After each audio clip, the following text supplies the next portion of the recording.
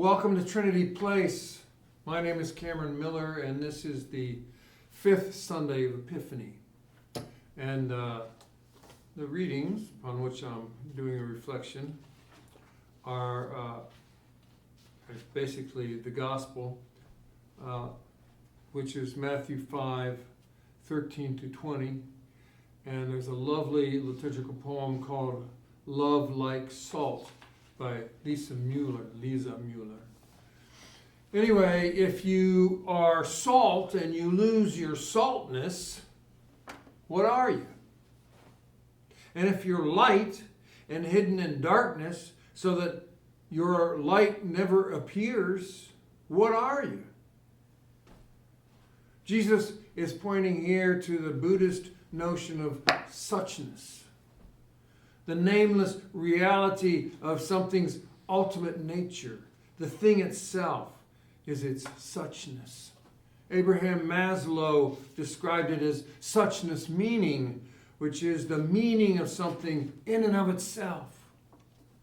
And you're saying, what? What the heck are you talking about? Suchness, saltness, lightness. You're yammering, Miller. You're yammering philosophy, and we want meat. You might rightly criticize.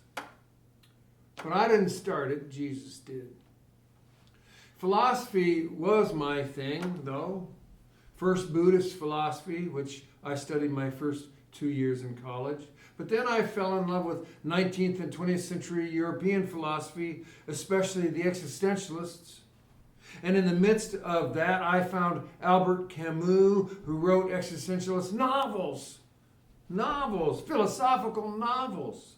Novels that ask existential questions. And I thought, what could be better than this? And in the midst of asking postmodern questions, I rediscovered Jesus. Actually, in fairness, I discovered Jesus for the first time because I only knew about him growing up, never really took the time to know him. And what I encountered in Jesus when I came back to him was a down-to-earth first century Galilean Jew who was focused on ethical decisions, which is, of course, a hallmark of Judaism. Stripped away from Orthodox church doctrine that wrapped him in elegant imperial robes, Jesus was a mud wrestler. And when I learned about focusing on what Jesus taught instead of what people taught about him, hear that now please, what Jesus taught rather than what people taught about him, well then I was captivated. I mean, check out today's gospel reading where it says, "Do you think that I have come to abolish the law or the prophets? I've come not to abolish, but to fulfill. For truly I tell you, until heaven and earth pass away, not one letter, not one stroke of a letter will pass from the law until it is accomplished." Now remember, the law and the prophets is what I was referring to last week when I mentioned that those boring 613 laws in Leviticus and Deuteronomy, that they are, at least in part, the formation of a vast social safety net for a society aimed to be egalitarian. It is exactly the opposite of American rugged individualist ethos and libertarian ethic that believes that we should somehow be able to make it on our own. But then Jesus kind of swerves in a very tricky move when he says, Therefore, whoever breaks one of the least of these commandments and teaches others to do the same will be called least in the kingdom of heaven. But whoever does them and teaches them will be called great in the kingdom of heaven. For I tell you, unless your righteousness exceeds that of the scribes and the Pharisees, you will never enter the kingdom of heaven. Well, wait a minute. Who are the scribes and the Pharisees? They're the keepers of the law. Jesus is saying that whoever does what the law and the prophets require and teaches them honestly will be called great. But at the very same time, he's saying that those who are in charge of interpreting and keeping the law in his day are not great. The scribes and the Pharisees have lost their suchness. They've lost their salty light. He's a sneaky dude, Jesus. Jesus doesn't ask about the meaning of suchness. He just says that if we lose ours, then we're not good for much. If that's too much wordplay on suchness and philosophy and Jesus, let me break it down. Our lives, yours and mine, have meaning. We're not here just to consume and eat away the forest like a hive of termites. Your life has meaning, and my life has meaning. And if we've lost the meaning of our lives, then we're just a bunch of termites. I don't know what names Jesus would call us, but he would coin some juicy ones for any of us who have lost the meaning of our lives, our suchness. Now hear this. No one at no time, at no age, at no disability, at no stage of heroics or decay is without meaning. The trick is finding the meaning of our lives as our lives and our circumstances change. What we were once sure was the meaning of our lives may actually be in the rearview mirror. And suddenly we look around and feel that we have no meaning or no substance to the life that we're living. But wait.